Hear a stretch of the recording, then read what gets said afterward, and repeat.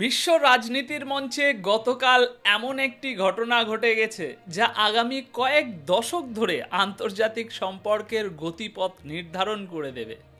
যে Donald Trump চীনের বিরুদ্ধে একটা বাণিজ্য যুদ্ধ বা ট্রেড ওয়ার শুরু করেছিলেন এবং হুঙ্কার দিয়েছিলেন যে তিনি চীনের অর্থনীতিকে নতজানু করে ছাড়বেন, গতকাল সেই ডোনাল্ড ট্রাম্পই চীনের প্রেসিডেন্ট শি জিনপিংয়ের সামনে কার্যত আত্মসমর্পণ করেছেন। হ্যাঁ, আপনি ঠিকই শুনেছেন, গতকাল ডোনাল্ড ট্রাম্প এবং প্রেসিডেন্ট শি জিনপিংয়ের মধ্যে অনুষ্ঠিত হওয়া সেই বহু প্রতীক্ষিত বৈঠক, সেখান থেকে এমন কিছু দৃশ্য সামনে এসেছে যা পরিষ্কার ইঙ্গিত দিচ্ছে যে এই ভূ রাজনৈতিক দাবার চালে আমেরিকা একটা বড়সড় হারের সম্মুখীন হয়েছে। যে ট্রাম্প চীনের পণ্যের উপর একের পর এক শুল্ক বা ট্যারিফ বসিয়ে বিশ্বজুড়ে তোলপাড় সৃষ্টি করেছিল, সেই তিনিই গতকাল চীনের কাছে সেই শুল্ক কমিয়ে আনতে বাধ্য হয়েছেন। কিন্তু প্রশ্ন হলো, হঠাৎ করে এমন কি ঘটলো যে ট্রাম্পকে তার নিজের শুরু করা যুদ্ধেই পিছু হটতে হলো? শি জিনপিংয়ের সাথে সেই রুদ্ধদ্বার বৈঠকে এমন কি আলোচনা হয়েছে যার ফলে ট্রাম্প তার সুর বদলাতে বাধ্য হলেন? এটা কি আমেরিকার অর্থনীতির চাপ, নাকি চীনের কোনো লুকানো চালের কাছে হার মানল ট্রাম্প?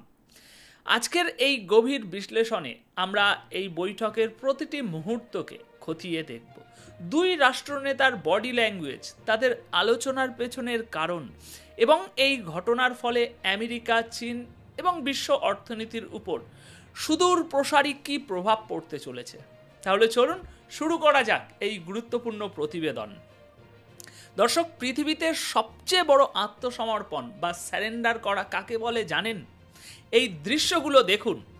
যখন ডোনাল্ড ট্রাম্প চীনের রাষ্ট্রপতি শি জিনপিংয়ের সাথে দেখা করেছেন, তখন তার বডি ল্যাঙ্গুয়েজই আপনাকে বলে দেবে যে চীন এই বাজি জিতে গেছে এবং ডোনাল্ড ট্রাম্প খুব খারাপভাবে হেরে গিয়েছেন। ভাবুন, ইনি সেই ব্যক্তি যিনি গোটা বিশ্বের সামনে বলতেন যে আমি চীনের অর্থনীতিকে এমনভাবে ধ্বংস করে দেব, এমনভাবে শেষ করে দেব যে তারা আর কোনোদিন উঠে দাঁড়াতে পারবে না। আর কল্পনা করুন, চীনার রাষ্ট্রপতি এর জবাবে কোনো বিবৃতি দেননি, কোনো টুইট করেননি, কিচ্ছুটি করেননি। আর আজ সেই চীন বিশ্বের সুপার পাওয়ারকে দিয়ে কোন ধরে স্যারেন্ডার করিয়ে ছেড়েছেন। যখন চীনা রাষ্ট্রপতি ডোনাল্ড ট্রাম্পের সামনে বসলেন, তখন তিনি পরিষ্কার ভাষায় বুঝিয়ে দিলেন যে আপনি যত খুশি লড়াই করুন, যত খুশি ট্যারিফ বা শুল্ক বসান, হার কিন্তু আমেরিকারই হবে। আমরা এই পুরো খেলা থেকে আত্মনির্ভরশীল হয়ে বেরিয়ে আসব। আর ভাবুন, বাস্তবে কি হলো। ডোনাল্ড ট্রাম্প শি জিনপিংয়ের এমন প্রশংসা করলেন যা দেখে পরিষ্কার বোঝা যায় যে এটা ট্রাম্পের হার এবং রাশিয়া ও চীনের জিত। কিন্তু এটা কিভাবে হলো, সহজ করে বুঝিয়ে বলি আপনাদেরকে। দেখুন, গতকাল যখন ট্রাম্প চীনা রাষ্ট্রপতির সাথে দেখা করলেন, তখন ট্রাম্প শুধু প্রশংসা করে গেলেন, আপনি এমন, আপনি তেমন, আপনি এটা করে দিয়েছেন। এসব বলার পর ট্রাম্প বললেন, স্যার, আমরা আপনার সাথে কাজ করতে প্রস্তুত। আমরা আপনার দেশের উপরে যে ট্যারিফ লাগিয়েছিলাম তা তুলে নিতেও প্রস্তুত। দয়া করে আপনি আমাদের থেকে ওই কোটি কোটি ডলারের সয়াবিন কিনুন। আমেরিকা ধ্বংস হয়ে যাচ্ছে, আমরা বরবাদ হয়ে যাব, আপনি আমাদের থেকে সয়াবিন কিনুন। এর জবাবে চীনা রাষ্ট্রপতি বললেন, ঠিক আছে, কিন্তু আমেরিকা যে ওই আমাদের ঘাড়ে চেপে বসতে চায় না, এই কাজটা আমরা করতে দেব না। ট্রাম্প তখন বললেন, ঠিক আছে জি, আপনি যেটা বলবেন আমরা সেটাই করব। এখন আমেরিকার গুদামে দর্শক কোটি কোটি টাকার সয়াবিন পড়ছে। চীনের কাছে কাকুতি মিনতি করার পর তারা বলল, ঠিক আছে, আমরা তোমাদের থেকে ওই সব সয়াবিন কিনে নেব, আগে যেমনটা কিনতাম। এরপর ট্রাম্প আবার বললেন, আপনার মেহেরবানি হবে যদি আপনি আমাদের রেয়ার আর্থ মিনারেলস দেন। ওগুলো না পেলে আমাদের F-35 যুদ্ধবিমান তৈরি হবে না, আমাদের প্রযুক্তিও এগোতে পারবে না। আমরা এই মুহূর্তে সম্পূর্ণ ধ্বংসের মুখে দাঁড়িয়ে আছি। ভাবুন, সেই ট্রাম্প যিনি সারা দুনিয়া থেকে মূল্যবান খনিজ পদার্থ লুট করার জন্য আর চীনকে চোখ রাঙানোর জন্য ঘুরে বেড়াতেন, তিনি আজ চীনের সামনে পুরোপুরি স্যারেন্ডার করে দিয়েছেন। তিনি বলছেন, আপনি যদি আমাদের বিলিয়ন বিলিয়ন ডলারের রেয়ার আর্থ এলিমেন্টস না দেন তাহলে আমেরিকা বরবাদ হয়ে যাবে। দয়া করে আমাদের সাহায্য করুন, আমরা আপনার সাথে সুসম্পর্ক তৈরি করতে চাই। আর এই চক্করে কি হলো জানেন? ট্রাম্প ঘোষণা করে দিলেন যে আমি আপনাদের উপর থেকে ট্যারিফ কমিয়ে দেব। আর তিনি ট্যারিফ কমানোর ঘোষণাও করে দিলেন। ট্যারিফ কমিয়ে দিয়ে বললেন, আমি আগামী এপ্রিলে আবার চীন আসছি এবং এখানে এসে আপনার সাথে বাণিজ্য করার জন্য আরও অনেক ট্যারিফ কমিয়ে দেব। তাই এই পরিস্থিতিতে দয়া করে আমাদের রেয়ার আর্থ এলিমেন্টস দিন। চীন তখন বলল, ঠিক আছে, 1 বছর ধরে, ভালো করে শুনবেন, 1 বছর ধরে আমরা তোমাদের আচরণ দেখব, তারপর সিদ্ধান্ত নেওয়া যাবে। দর্শক, এই হলো সেই ট্রাম্প যিনি একদিন শি জিনপিংকে হুমকি দিয়ে বলেছিলেন, তোমার কাছে খুব কম সময় আছে, নিজের অর্থনীতি বাঁচিয়ে নাও, না হলে আমি তোমার অর্থনীতিকে এমনভাবে ধ্বংস করব যে তুমি আর উঠে দাঁড়াতে পারবে না। আর আজ দেখুন বৈঠকে তিনি কেমনভাবে স্যারেন্ডার করলেন। একেই বলে প্রকৃতির বিচার। যখন আপনি নিজেকে সর্বশ্রেষ্ঠ ভেবে কথা বলেন যে আমরাই সুপার পাওয়ার, তখন এমনটাই হয়। ট্যারিফ কার উপরে লাগানো হয়েছিল? চীনের উপর। রপ্তানি কার বন্ধ হয়েছিল? চীনের। কিন্তু উল্টে আমেরিকাই বুঝতে পারল যে তাদের স্টক মার্কেট ধসে পড়ছে, বিনিয়োগকারীরা সব আমেরিকা থেকে ছেড়ে পালাচ্ছে। তারা বলছে এই লোকটা তো আমাদেরকে একেবারে মাটিতে মিশিয়ে দেবে। কিন্তু অন্যদিকে চীনা রাষ্ট্রপতির আত্মবিশ্বাস দেখুন। তিনি কোনো যুদ্ধ লড়েননি, কিচ্ছু করেননি, শুধু ট্রাম্পের সামনে বুক ফুলিয়ে দাঁড়িয়েছিলেন। তিনি বুঝিয়ে দিয়েছেন যে আমরা তোমাদের এমন জায়গায় চেপে ধরেছি না যে ওই রেয়ার আর্থ এলিমেন্টস না দিলে তোমরা মরে যাবে। তোমাদের সুপার পাওয়ার হওয়ার যে আশা আকাঙ্ক্ষা স্বপ্ন, ওগুলো সব টুকরো টুকরো হয়ে যাবে। আর আজ আপনি দেখুন ট্রাম্প স্যারেন্ডার করে বলছে, মাই বাপ, আপনি যা বলবেন তাই হবে। মজার বিষয় হলো পুরো বৈঠকে চীনা রাষ্ট্রপতি একবারও ট্রাম্পের প্রশংসা করেননি, আর ট্রাম্প লাগাতার প্রশংসা করেই যাচ্ছিলেন। মানে যে লোকটা চীনকে কবরে পাঠানোর কথা বলতো, যে বলতো চীনের অর্থনীতি তো শুধু আমাদের দয়ায় চলে, আমরা চাইলেই ধ্বংস করে দেব, আজ সেই লোকটাই হেরে বসে আছে। আজকের পরিস্থিতি এটাই যে চীন জিতে গেছে আর ট্রাম্প হেরে গেছেন। আর হারের সাথে সাথেই তিনি ওই ট্যারিফও কমিয়ে দিয়েছেন। এখন ভাবুন, ট্রাম্প যে এই মধ্যপ্রাচ্যের আরব দেশগুলো থেকে আর জাপান থেকে $5 ট্রিলিয়ন মার্কিন ডলারের বিনিয়োগ এনেছেন, সেই বিনিয়োগ দেশে কিভাবে আসবে? বিনিয়োগ তো তখনই আসবে যখন দেশে স্থিতিশীলতা থাকবে, চাকরি থাকবে এবং দেশের অর্থনীতি সচল থাকবে। আপনি ট্যারিফ লাগিয়ে দিয়েছেন, বিনিয়োগকারীরা পালাচ্ছে, স্টক মার্কেট ধসে পড়ছে, সোনার দাম বাড়ছে, আর মানুষ আমেরিকার ট্রেজারি বন্ড আর মার্কিন ডলার বিক্রি করে দিচ্ছে, স্টক মার্কেট থেকে টাকা তুলে নিচ্ছে।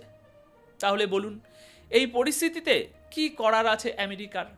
তাই শেষ পর্যন্ত এটাই সামনে এলো যে তিনি চীনের সামনে স্যারেন্ডার করেছেন। আর চীন তাকে পরিষ্কার বলে দিয়েছে, দেখো, যদি ব্যবসায়ী করতে হয় তাহলে প্রতিযোগিতার ময়দানে এসো, আমরা তোমাদের দেশে পণ্য রপ্তানি করতে চাই, কিন্তু তোমরা যেই আমাদের ঘাড়ে চেপে বসতে চাও না, চীন তোমাদের সামনে স্যারেন্ডার করবে না। আমাদের যা দরকার আমরা সব কিছু, সেই সমস্ত কিছুই আমরা নিজেরাই তৈরি করি। আমেরিকার অবস্থা তো এমন যে দেশে যদি নতুন ফ্যাক্টরিও বানাতে হয়, তার কাঁচামাল কোথা থেকে আসবে, যন্ত্রপাতি কোথা থেকে আসবে? আমেরিকানরা তো আর এসব বানায় না, সব কিছু তো ওই চীন থেকেই আমদানি করতে হয়। টেসলার মতো গাড়ি থেকে শুরু করে আমেরিকায় তৈরি হওয়া প্রায় সমস্ত গাড়ির কাঁচামাল এবং যন্ত্রাংশ চীন থেকে আসে। তাহলে আপনারা আমেরিকায় কি তৈরি করবেন? চীন এই কথাটা খুব ভালো করে জানত, আর ট্রাম্প তার জবাবে শুধু জি জি জি, আপনি ঠিকই বলেছেন করে গিয়েছে। যে লোকটা সকাল সন্ধ্যে চীনকে হুমকি দিত 100% ট্যারিফ, এই ট্যারিফ ওই ট্যারিফের কথা বলতো, সে আজ পুরোপুরি স্যারেন্ডার করে গেছে। এটাই হলো আসল শক্তি। এটা তখনই হয় যখন আপনার অর্থনীতি শক্তিশালী থাকে। এখন দেখুন, আমেরিকা এবং পশ্চিমের যে ব্যাংকিং সিস্টেম সুইফট, তার জায়গায় চীনের সিপস কাজ করছে এবং সারা দুনিয়া সেদিকেই ঝুঁকছে। সবাই আমেরিকান ডলারকে বিদায় জানাচ্ছে। চীন ট্রাম্পকে একেবারে বলতে পারেন গলা টিপে ধরেছিল। যখন সামনাসামনি বৈঠক হলো, তখন ট্রাম্পের সব দাপট, সব জারিজুরি শেষ। কোথায় গেল সেই সব কথা, আমি এটা করে দেব, আমি ওটা করে দেব। ট্রাম্প টুইটারে যা যা লেখেন, সেই কথাগুলো চীনের রাষ্ট্রপতির সামনে বললেই পারতেন। তাহলেই তিনি বুঝিয়ে দিতে পারতেন যে আসল রাজাকে আর ভবিষ্যতের বাদশা কে হতে চলেছে। দেখুন, এই একই অবস্থা পুতিনের সাথেও হয়েছিল। ট্রাম্প বড় করে রেড কার্পেট বিছিয়ে পুতিনকে ডেকেছিলেন, পুতিনের খুব প্রশংসা করেছিলেন, কিন্তু পুতিনও এক চুলও নড়েননি নিজের জায়গা থেকে। উল্টে পুতিন তখন এমন মিসাইল হামলা করলেন, এমন আক্রমণ করলেন, যা আপনি কল্পনাও করতে পারবেন না। ইউক্রেনকে একেবারে উড়িয়ে রেখে দিলেন। তাহলে এখন ট্রাম্প ভারতের উপর বা রাশিয়ার উপর নিষেধাজ্ঞা লাগিয়ে দেখাক, এবার লাগিয়ে দেখাক, বলুক দেখি রাশিয়াকে তুমি তেল বিক্রি করতে পারবে না, বলুক দেখি আমরা তোমাকে ব্যান করে দেব, একঘরে করে দেব। আরে মোবাইল থেকে টুইট করা খুব সহজ, কিন্তু যখন সামনাসামনি বসেন, তখন সামনের জন আপনাকে গলা টিপে ধরে বুঝিয়ে দেয় যে ভাই শোনো, তুমি যার সামনে বসে আছো সে চাইলে আমেরিকার সুপার পাওয়ারকে টুকরো টুকরো করে দিতে পারে। এখন প্রশ্ন হলো, চীন কেন চরম কোনো পদক্ষেপ নিচ্ছে না? দেখুন, দুটো কথা মাথায় রাখতে হবে। পৃথিবীটা এখন একটা গ্লোবাল ভিলেজ। ডোনাল্ড ট্রাম্প একটা টুইট করলে স্টক মার্কেট ধসে যায়, একদিনে সারা বিশ্ব থেকে 2 ট্রিলিয়ন ডলার শেষ হয়ে যায়।